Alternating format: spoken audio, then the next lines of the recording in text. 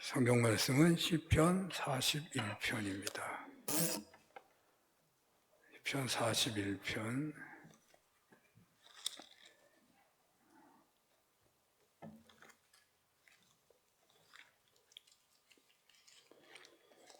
시편 41편 우리 1절에서 13절 교독하겠습니다. 가난한 자를 보살피는 자에게 복이 있으며 재앙의 날에 여호와께서 그를 건지시리로다.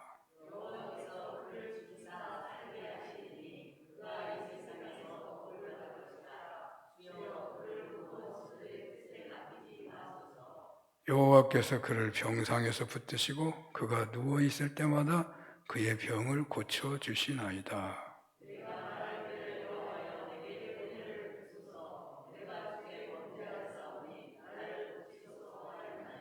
나의 원수가 내게 대하여 악담하기를 그가 어느 때에나 죽고 그의 이름이 언제나 없어질까 하며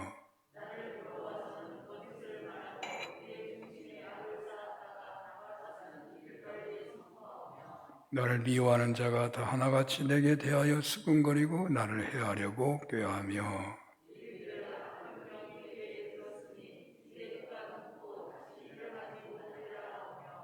내가 신뢰하여 내 떡을 나눠 먹던 나의 가까운 친구도 나를 대적하여 그의 발꿈치를 들었나이다.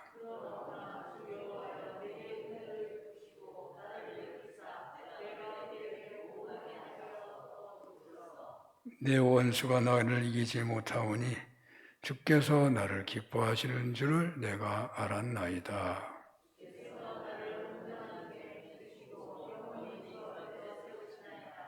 이스라엘의 하나님 여호와를 영원부터 영원까지 송축할지로다. 아멘. 아멘. 시편 41편 본문으로 누가 복 있는 사람입니까? 라는 제목으로 주님의 말씀을 지원하겠습니다. 보통 어버이 주일에 가장 합당한 성경 말씀은 에베소서 6장을 들을 것 같습니다. 오늘 교회학교 함께 연합예배 드려서 교회학교 부서 학생들을 위한 설교가 윤하원 전사님이 하시는데 성경 본문이 에베소 6장 1절에서 2절이더라고요. 자녀들아 주 안에서 너희 부모에게 순종하라 이것이 옳으니라. 내 아버지 어머니를 공경하라 이것이 약속이 있는 첫 계명이니 이로써 내가 잘되고 땅에서 장수하리라. 제가 이 말씀을 먼저 언급하게 되는 것은요, 하나님께서는 당신의 백성들이 다 땅에서 잘되고 장수하기를 원하신다라는 말씀을 하고 싶어서입니다. 땅에서 잘되고 장수한다는 말에 가장 쉬운 표현, 간단한 표현은 복받는다는 말입니다. 땅에서 잘되고 장수한다. 신앙인에게 있어서 가장 복받는 것에 대한 상징적이고 대표적인 표현이 바로 이런 것이죠. 그래서 하나님께서 아담 하와를 지으시고 또 생육하고 번성하라, 땅에 충만하라, 땅을 다스리라 뭐 이런 얘기 하시잖아요. 그 땅에서 잘되고 장수한다는 말의 또 다른 표현입니다. 요즘 새벽기도 스가랴서 가지고 설교하고 있는데요. 그 핵심 메시지도 이스라엘 사람들이 땅에서 잘되고 장수하기를 원하시는, 이스라엘 사람들이 복을 받기를 원하시는, 그래서 성전을 재건하고 신앙을 회복하고 나라를 회복하기를 원하는 그 하나님의 뜻이 스가랴 예언을 통해서 계속 주어지는데 그 예언의 내용을 이렇게 쭉 살펴보면 얼마나 간절히 소원하는지 모릅니다. 이스라엘 백성이 복을 받아야 되겠는데 이스라엘 사람들이 포로에서 돌아와서 성전 재건에 함께 해야 되겠는데 이거 하다가 중단하고 막 낙심하고 절망하고 막 고국으로 돌아갈까 말까 하고 이렇게 침체되고 있는 그 현실 때문에 그 당시에 이스라엘 사람들에게 하나님이 얼마나 간절하게 다양한 방법으로 환상과 계시로 그들이 복을 받기를 원하시는지. 스가랴서의 복은 스스로 굳세게 하여 일할지어다. 강하고 담대하게 일하라는 말이거든요. 오늘날로 말을 한다면 한국 교회가 얼마나 침체되고 있는지 모릅니다. 또 우리네 신앙이 얼마나 연약해지고 있는지 모릅니다. 그래서 하나님은 교회가 살아나기를 원하시고 우리가 회복되기를 원하시고 아니 더 나아가서 주님을 닮아 주님이 하신 일도 하고 더 큰 일도 하기를 원하십니다. 왜냐하면 주님이 오실 때가 가까웠기 때문에 그래요. 주님이 오실 때는 사실은 언제나 주님 부활 승천하신 이후에는 언제나 주님이 오실 때가 곧 임박해 있다고 성경은 말하고 있는데 거의 2000년이 지났으니까 주님이 오실 때가 다가와서 주님은 우리가 복 받기를 원하신다. 그런데 우리는 어떻게 해야 복을 받아? 어떻게 해야 우리의 신앙이 회복돼? 어떻게 해야 우리가 땅에서 잘되고 장수할 수 있어? 그 방법을 잘 모를 수 있는데 오늘 어버이 주일에 주님께서 분명하게 우리에게 말씀하신다 하는 생각이 듭니다.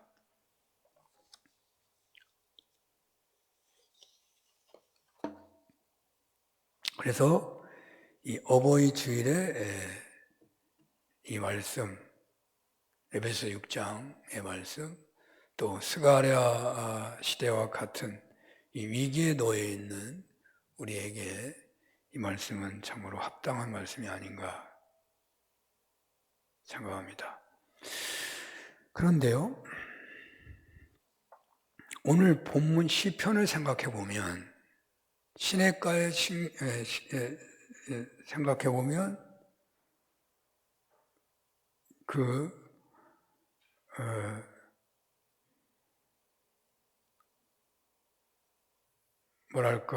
시편 41편인데요. 이 시편 41편의 핵심 구절이 1절, 2절, 3절이에요. 시편 41편의 중심 주제가 뭐냐?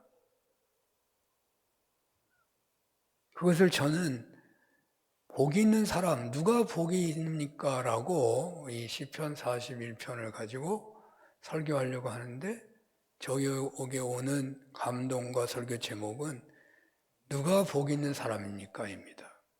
왜 제가 이렇게 했냐면 시편은 5권으로 되어 있습니다. 150편으로 되어 있어가지고 5권으로 되어 있는데 시편 1권은요 1편에서 41편까지가 1권입니다. 시편 1권 1편에서 시작해서 41편에서 끝난다니까요. 자, 시편 1편의 핵심 주제가 뭐냐면 복이 있는 사람입니다. 복이 있는 사람.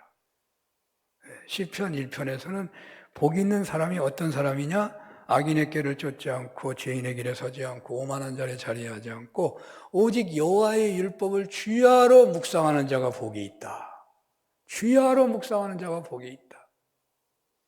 어떤 복이 있느냐? 시냇가에 심기운 나무와 같아서 그 행사가 다 형통하다. 땅에서 잘되고 장수하는 복을 말해요. 여호와의 말씀을 늘 묵상하며 살면 땅에서 잘되고 장수하는 복이에요.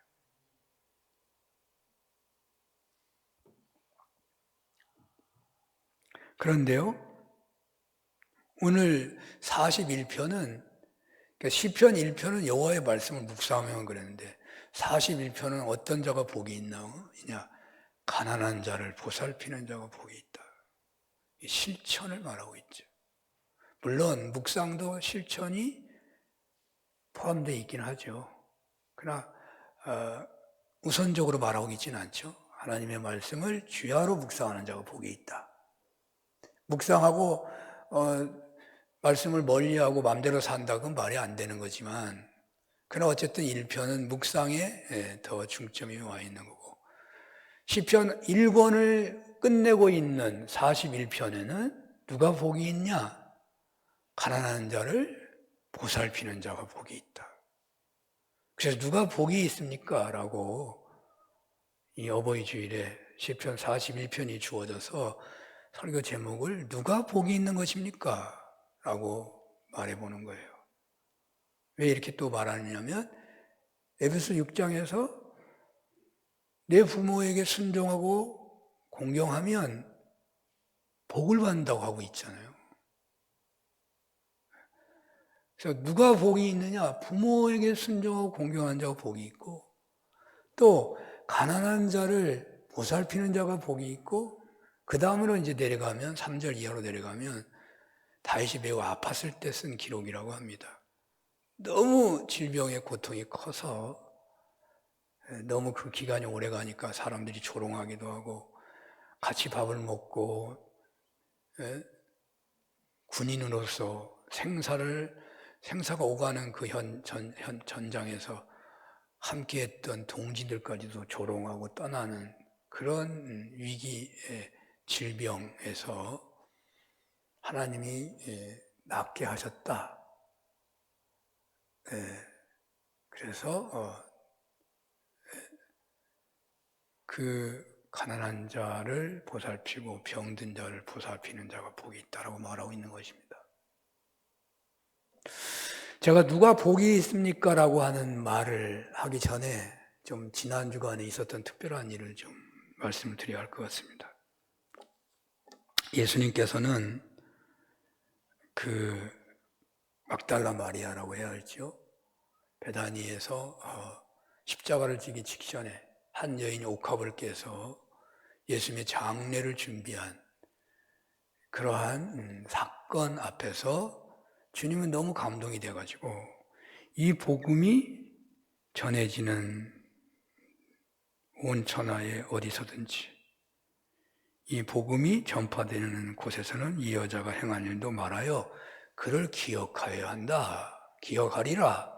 이런 말씀을 하셔서 저도 이렇게 설교하며 복음을 전하는 이 자리에서 제가 있었던 일을 기억하도록 말씀을 해야겠다 하는 생각이 들어서 누가 복이 있는 사람인가? 이 막달라 마리아가 복이 있는 사람이잖아요. 쓰임받는 게 최고의 복이니까. 제가 지난 주간인데요.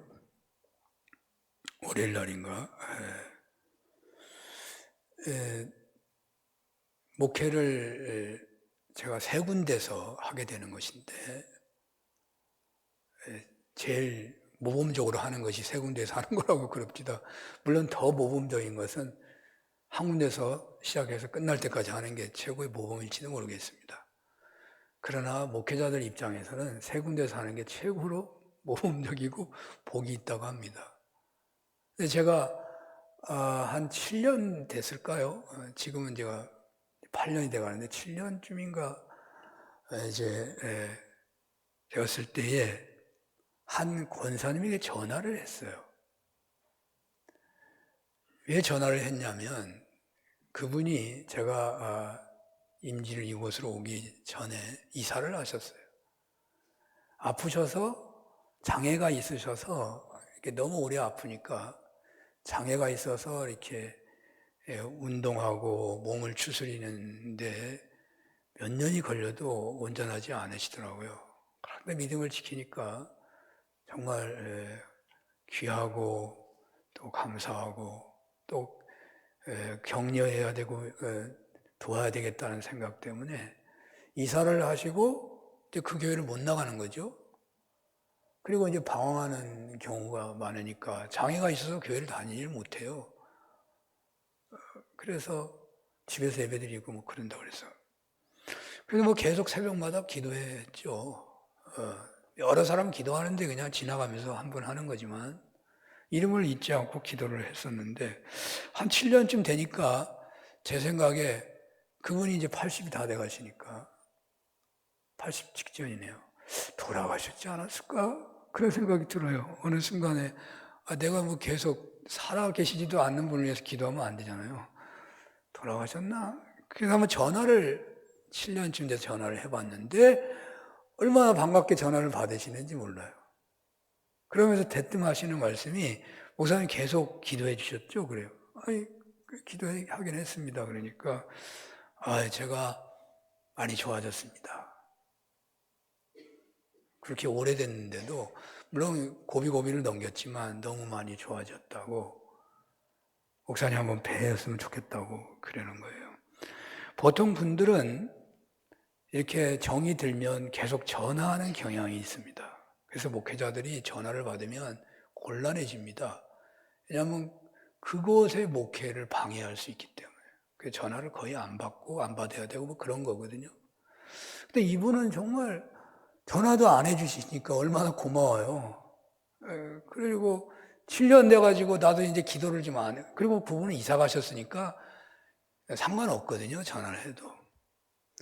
전화를 해서 이제 기도 이제 그만해야지 하고 했는데 아니 그렇게 좋아졌다고 얘기하셔서 제가 새벽에 얘기 아마 했을 거예요. 내가 기도를 더 열심히 해야 되겠구나. 그런 생각을 했다고.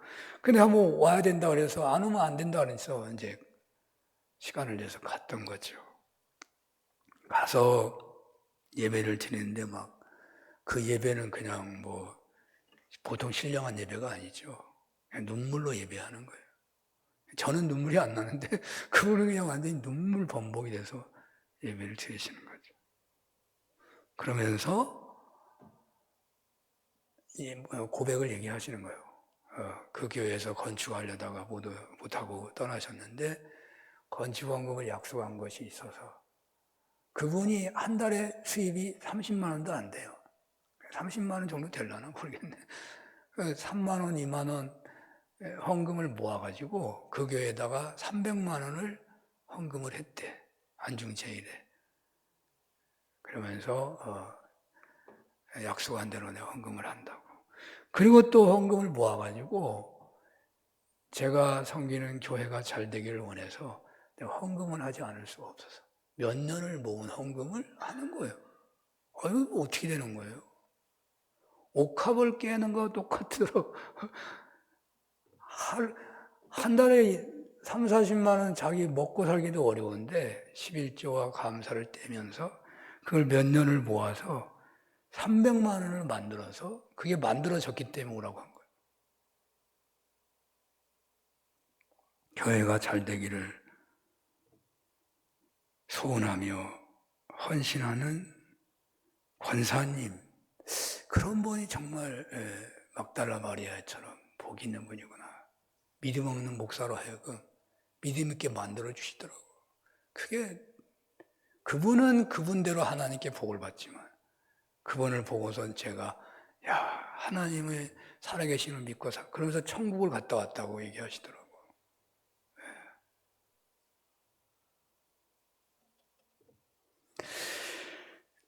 누가 복 있는 사람입니까?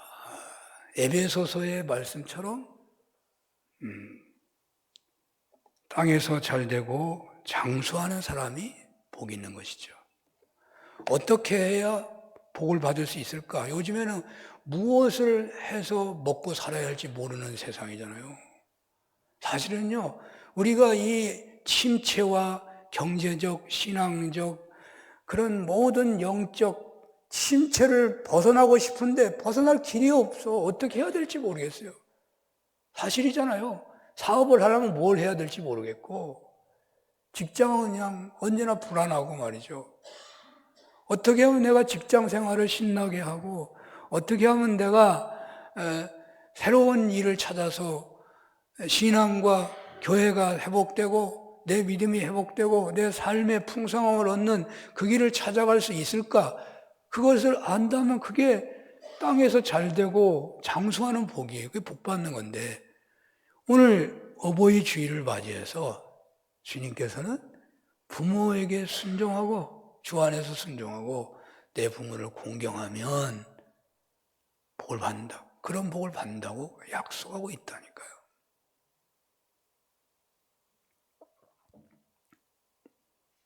자, 주 안에서 순종하라 그러죠. 주님의 뜻 안에서 주님의 명령에 따라서 주님께로부터 받은 은혜 안에서 순종하라는 거죠.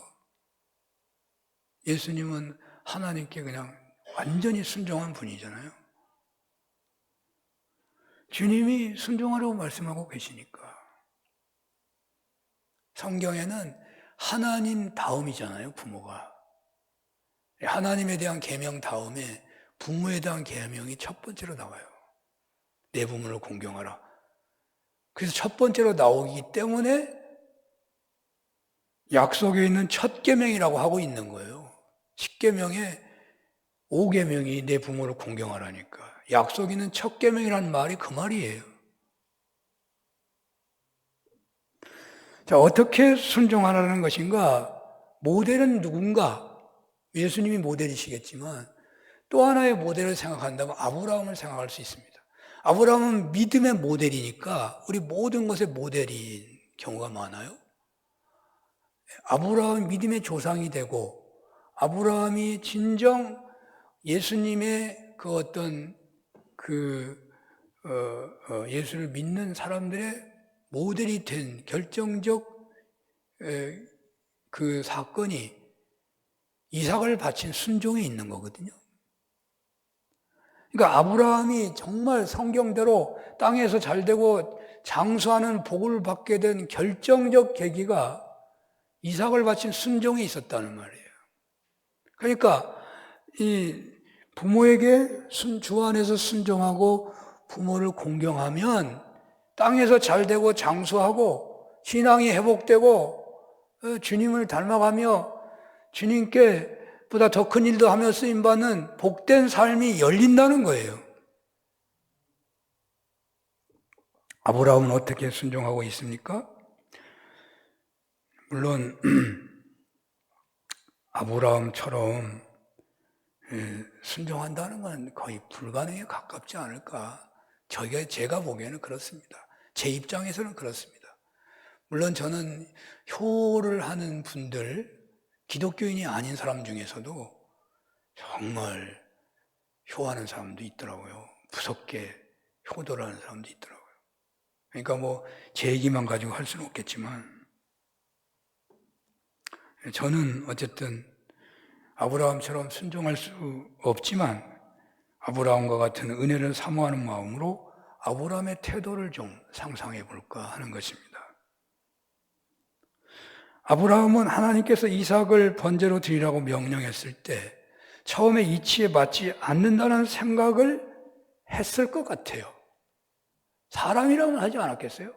아브라함은 신이 아니고 사람이니까. 하나님이 25년 만에 100세 언약의 약속대로 허락하신 이삭을 번제로 바치라고 한다는 게 그 일반 사람이라면 이해가 안 되는 거 당연히 이해 안 되는 거죠. 그런데 아브라함은 하나님의 명령에 일체 반론을 하지 않습니다. 그리고 묵묵히 그냥 움직일 뿐입니다. 하나님께서 이삭을 통하여 대대손손 큰 민족으로 번성할 것이라고 약속까지 하셨습니다. 그런 이삭을 어찌 번제로 바치라고 하시는 것인가? 어느 누가 반론하지 않을 수가 있겠습니까? 부모님이 만약 우리에게 그렇게 한다면 당장 아마 항의하고 따지고 또 불복할 것입니다. 그러나 진정 공경하고 있고 또 순종하는 것이라면 아브라함의 태도가 옳을 것입니다. 아브라함은 일단 순종하고 있는 것이죠. 그리고 생각하는 것입니다. 아브라함은 일단 순종하면서 3일 길을 갔다고 했습니다. 하나님이 가라고 하셨기도 했고 3일을 생각하면서 가는 거예요. 3일을. 하나님이 왜 이렇게 하셨을까? 하나님이 그렇게 만드신 거예요. 그리고 아브라함은 결론을 얻는 거죠. 일단 순종하면서 생각하고 있는 거예요.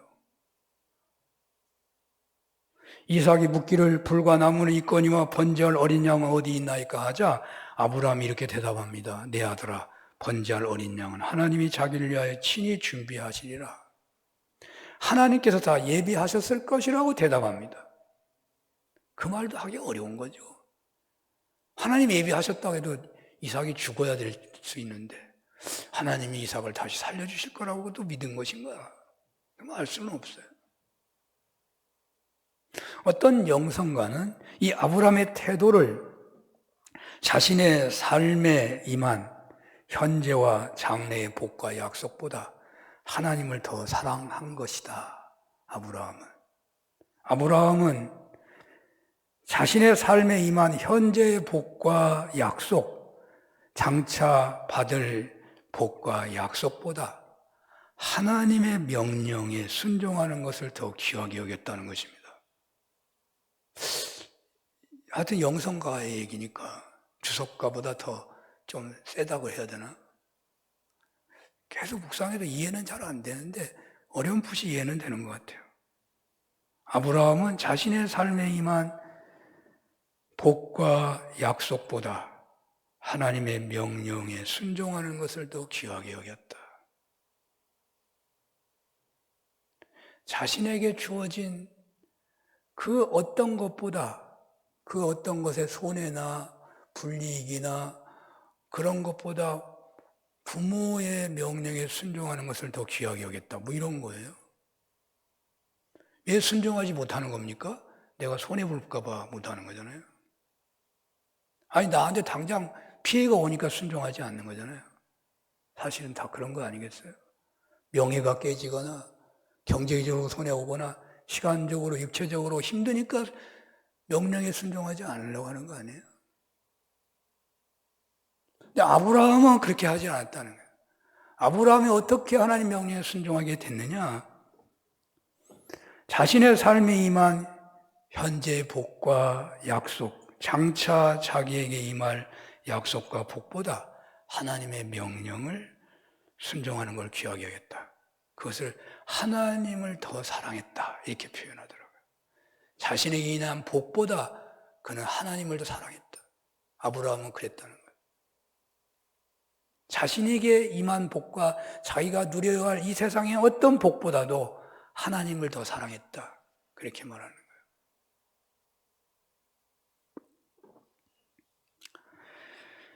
주 안에서 이렇게 부모님에게 순종한다면 얼마나 대단한 것이 되겠습니까? 예수님이 그렇게 하셨습니다. 이 정도로 순종하지 못하는 우리로서는 회개하며 주 안에서 부모님께 순종하겠다는 고백을 해야 하겠는데요. 오늘 말씀 앞에서 결단코 우리가 부모님께 순종을 잘하고 있다고 말한다는 것은 곤란할 것 같습니다. 어버이 주일에 우리는 부모에게 온전히 순종하지 못한 것을 회개하면서 우리의 순종의 도를 높여야 할 것입니다. 그만큼 우리가 더 복을 받기 때문이죠. 그리고 부모를 공경하라고 하고 있습니다. 공경은 귀히 여기고 높이는 마음이죠. 사랑은 대상에 따라 세 가지를 말하는 사람이 있더라고요. 자기보다 못한 사람을 사랑하는 걸 긍휼이라고 하고, 자기하고 같은 동료를 사랑하는 걸 우정이라고 한다면, 자기보다 이분을 향한 사랑은 공경이다. 그런 말을 했더라고요. 참 일리가 있어요. 물론 공경의 문자적 의미는 공손히 받들어 모시는 겁니다. 그러므로 주 안에서 공경한다고 한다면 귀히 여기고 필요한 것을 공급하며 사랑으로 섬기는 것이라고 하겠습니다. 이런 은혜가 여러분들에게 있으시기를 축원합니다. 이렇게 주 안에서 순종하고 공경한다는 것은 참으로 어렵고 무거운 과제처럼 다가올지 모릅니다. 그런데 하나님이 무겁게 약속을 하실 리가 없어요. 우리는 성경 말씀을 언제나 볼 때마다 그러잖아요. 아유, 나는 지킬 수가 없어. 지킬 수 없는 말씀이야. 뭐 누가 성경대로 살아. 이런 얘기를 많이 하잖아요. 저도 그러고. 근데 하나님의 입장에서 우리가 지키지 못할 말씀을 주실 리는 없어요. 물론 우리 혼자 힘으로는 안 되죠. 성령의 도우심으로 되는 거예요. 그러니까 다 지킬 수 있는 것을 주시는 거예요. 자, 무엇을 우리가 알 수 있냐면 하나님의 약속이 어마어마합니다. 부모에게 순종하고 공경하라는 이 말씀 다음에 주신 하나님의 약속이 어마어마해요. 이 말씀을 지키면 천국 가고 못 지키면 지옥 간다 그러면 안 지키겠어요, 여러분? 근데 그 정도는 아니야. 여기 지옥, 천당 얘기하고 있지는 않아요. 그러나 이 땅에서 잘되고 장수한다는 약속을 하고 있다니까요. 이 세상에서 형통하는 복을 받는다고 약속하고 있다니까요. 그래서 우리는 지킬 수 있는 거예요. 그래서 지킬 수 있다. 자, 시편 1편의 말씀에 따른다면 시냇가에 심기운 나무처럼 복을 받는다는 거거든요. 땅에서 잘되고 장수한다. 시냇가에 심기운 나무처럼 복을 받는다. 형통한다. 풍성하게 된다. 그리고 장수할 것이라고. 건강하게 장수한다는 건 건강하게 장수하는 거. 잘되고 장수하는 거니까. 명예도 장수한다는 명예도 좋아야 돼요. 명예도 자자손손 이어지면서 장수하는 거예요. 그게 얼마나 복을 받는 겁니까? 물론 이 약속에 합당하게 살았는데 현재 어려움 속에 있는 신앙인이 전혀 없을 수는 없을 거예요. 그런 경우가 혹 있으시다면 저는 확신합니다. 하나님은 그 현실에서 그분을 통하여 더 큰 영광을 받고 계실 것이다. 그래서 그분은요, 순교자의 길에 서 있는 거예요. 그렇게 순종하고 그렇게 공경하는데도 환란이 계속되고 있다. 순교자입니다, 순교자. 순교자의 반열에 있는 거예요. 더 큰 영광을 받고 있다니까. 그분의 말 한마디 한마디가요, 사람을 살리는 역사가 나타나는 거예요. 엄청난 역사가 나타나요. 그렇지 않다면 오늘 본문에 있는 대로 하나님은 반드시 땅에서 잘되고 장수하게 하신다는 거예요. 그건 하나님의 약속입니다. 여러분, 약속이 있는 계명이라고 나와 있는 것 중에 말라기서의 10계명이 있잖아요. 10계명. 시험해보라고 얘기하잖아요. 10계명 시험해보라. 근데 여러분, 제가 곰곰이 생각해 보면 이 10계명보다 더 강한 말씀이, 아니 11조보다 더 강한 말씀이 내 부모를 공경하라는 말씀 아니에요? 순위를 매겨본다면? 고르반이라는 말이 나왔죠. 하나님께 했기 때문에 나는 부모에게 안 해도 된다. 11조를 했기 때문에 나는 부모를 섬길 게 아무것도 없어. 그거 아니라는 거예요. 틀렸다는 거예요. 부모 공경이 더 먼저예요. 그렇다고 11조 하지 말라는 말이 아니고. 자, 10계명에 11조라는 말이 나옵니까? 없어요. 내 부모를 공경하는 말은 있어요. 물론 우상을 섬기지 말아라, 절하지 말아라, 탐내지 말아라, 도둑질하지 말라 하는 것은 다 간접적으로 11조를 말하고 있는 거예요. 그러니까 11조 하라는 말은 그런 말이 다 포함되어 있어요. 그러나 직접적으로 내 부모를 공경하라는 식으로 11조를 하라고 10계명이 있지는 않아요. 그러니까 11조를 시험해보라고 하셨는데 저는 내 부모를 공경하라는 말이 첫 번째 약속이라고 하는 것은 시험해봐도 괜찮다고 말이에요. 시험해봐도 괜찮다. 땅에서 잘되고 땅에서 장수하고 복받기를 원한다면 교회를 회복하고 신앙이 회복되어서 주님이 하시는 일도 하고 더 큰 일로 쓰임받기를 원한다면 내 부모를 공경하고 순종해 보라는 거예요. 이 말씀의 핵심이에요.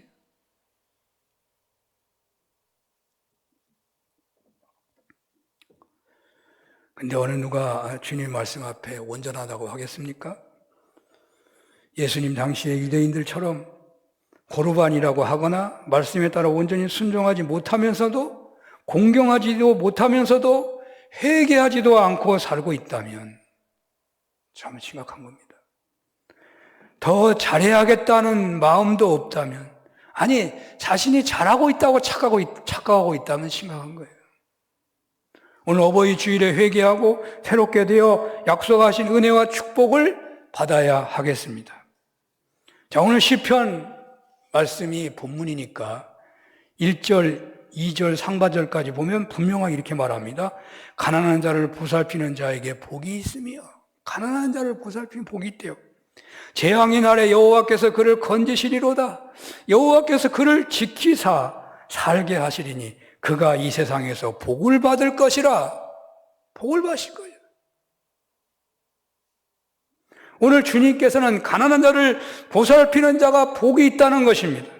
시편 1편은 하나님의 말씀을 주야로 묵상하는 자가 복이 있다고 그랬는데, 그 시편 1편의 결론 뭐냐? 가난한 자를 보살피는 자가 복이 있다는 거예요.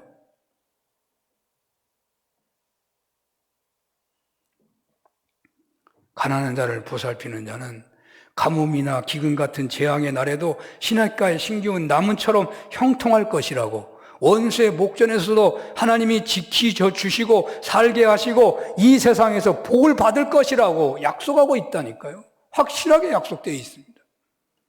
어버이 주일에 누가 복이 있습니까? 라는 제목으로 말씀을 전하고 있는데요. 부모에게 순종하고 공경하는 자가 복이 있다. 그런데 왜 가난한 자를 보살피는 자가 복이 있다고 오늘 성경은 우리 강해 설교를 통해서 우리에게 주어지는 것이겠습니까? 제가요, 그래서 자꾸 묵상해 봤어요. 왜 가난한 자를 보살피는 자가 복이 있다고 하시는가? 묵상하다 보니까 우리나라, 그러니까 OECD에 속한 나라인데 지금 OECD 가입 국가가 38개국이라고 그러더라고요. OECD 국가 중에서 우리나라의 빈곤율이 세계 1위더라고요. 1등이에요, 1등. 빈곤율이. 38개국에서 1등이에요. 아주 아프리카 최빈국들 빼고 가난한 나라는 빼야잖아요. 너무 가난하니까. 그래서 중진국 조금 되는 나라들 38개국 중에서 최하위요. 우리나라 빈곤율이 제일 높다는 거예요. 그냥 도토리 키재기로 높은 게 아니고 OECD 노인 빈곤율이 일 중에 평균의 3분의 1밖에 안 되는데 우리나라는 3분의 1밖에 안, 가장 높은 나라예요, 우리나라가. 노인 빈곤율이. 그래서 52%가 빈곤율이네, 우리나라는. 고령일 경우에. 미국, 호주, 일본은 20%고요. 프랑스, 덴마크 같은 나라는 3, 4%밖에 안 돼요. 우리나라는 52%예요. 2020년도 기준에서 66살 이상 10명 중에 4명이 빈곤 상태라고 합니다. 나이가 많을수록 빈곤율이 높아. 76살 이상은 52%가 빈곤율이래요. 이 통계에 따르면 제가 왜 이 얘기를 하냐? 여러분들의 부모님들이 지구촌 후진국을 제외하고 OECD 국가 중에서 가장 빈곤하고 복지활동 영역에서 가장 어려움을 겪고 있다는 것입니다. 쉽게 말하면 먹고 싶은 것 온전하게 먹지 못하고, 쓰고 싶은 것 역시 그렇게 못하고, 보고 싶은 것 보지 못하고, 누리고 싶은 것 누리지 못하고 있다는 말입니다. 여러분 혹시 착각하고 있으면 안 됩니다. 밥만 먹여주면 다 했다고 생각하면 안 되는 것입니다. 먹고 입고 쓰고 자고 누리는 부분에서 빈곤함이 세계 1등이라니까요. 여러분 어린아이의 요구가 얼마나 많은지 아시죠? 아이들이 달라는 게 얼마나 많은지 아시죠? 오늘날 엄마 아빠는 그 아이의 요구에 정성을 다하지만 과연 부모님들의 요구에 우리는 얼마나 반응하고 있는지 생각해 봐야 할 것입니다. 각박하고 전쟁하듯이 일하며 살아가는 형편인지라 우리는 부모님을 향하여 참으라고 하고 있지 않는지, 빈곤하게 사시는 삶이 처음부터 익숙하시니 괜찮겠지요 라고 생각하고 있지 않는지 돌아봤으면 좋겠습니다. 오늘 성경은 가난한 자를 보살피는 자에게 복이 있다고 말씀하십니다. 재앙의 날에도 건짐을 받는다고, 이스라엘의 척박한 땅에 심기운 시냇가에 심기운 나무처럼 하신다고, 사건 사고 많은 세상에서 그 삶을 지키시고 원수의 목전에서도 복을 받게 하사 땅에서 잘되고 장수하게 하신다고 약속하십니다. 그런데 바로 오늘날 우리네 부모들이 그렇게 가난하다는 말이에요. 가난하다는 것은 실상 하고 싶은데 하지 못하는 영역이 많다는 것입니다. 마땅히 누려야 하는데 누리지 못하는 것이 많다는 것입니다. 선한 일도, 이웃을 돕는 일도 하고 싶은데, 하나님 일에도 참여하고 싶은데 엄두도 내지 못하고 있다는 말입니다. 그러므로 어버이 주일에 오늘 말씀에 따른다면 우리는 가난한 자를 보살피는 것에다가 부모님께 순종하고 공경하기까지 하게 하는 말씀에 서게 되기 때문에 우리가 이 자리에 서기만 한다면 우리는 갑절의 은혜와 축복이 주어지게 된다는 말이죠. 오늘 주님께서는 누가 복이 있는 사람이니까 물으시고 답을 하십니다. 여호와의 말씀을 주야로 묵상하는 자라고, 내 부모에게 순종하고 공경한 자라고 했습니다. 가난한 자를 보살피는 자가 복이 있다고 하셨는데 오늘날 한국에서 가장 가난한 계층인 노년인데 OECD 회원국 중에 최하위라고요. 내 부모에게 순종하고 공경하라. 가난한 부모님을 살펴드리고 순종하고 공경하여 땅에서 잘되고 장수하기를 축원합니다. 여러분의 부모 공경을 가난한 자, 마땅히 누려야 할 것을 누리지 못하는 그 요구와 그 질병의 어떤 현실에 있는 그 모든 곳에서 부르짖는 그 요구에 대해서 우리가 얼마만큼 반응할 수 있느냐. 보살펴 주는 사람으로 서 있는 자가 진정 내 부모를 공경하는 것이다. 우리가 그렇게 되지 못함을 회개하며 그 공경의 그 순종의 삶으로 한 걸음 더 나아가는 은혜가 있으시기를 축원합니다. 기도하겠습니다. 하나님 아버지, 어버이 주일에 회개합니다. 순종하지 못하고 공경하지 못했습니다. 부모가 가난해도 누릴 것 하나도 누리지 않아도 옛날부터 그랬으니 뭐 괜찮지. 그냥 살아있는 것만 해드려도 잘하는 것이라고 혹 우리가 생각했는지를 돌아봅니다. 우리가 어떻게 이 침체 시기에 이 망해가고 있는 현실이 눈앞에 보이고 있는 시대에 회복의 역사를 하나님 신앙이 다시금 불붙는 능력 있는 믿음의 사람으로 세워질 수 있겠습니까? 그 방법이 무엇입니까? 가난한 자를 보살피고 내 부모를 순종하고 공경한 것이라고 약속하셨습니다. 우리가 이 부분에서 더욱 성숙해지게 하여 주옵소서. 예수님 이름으로 기도합니다. 아멘.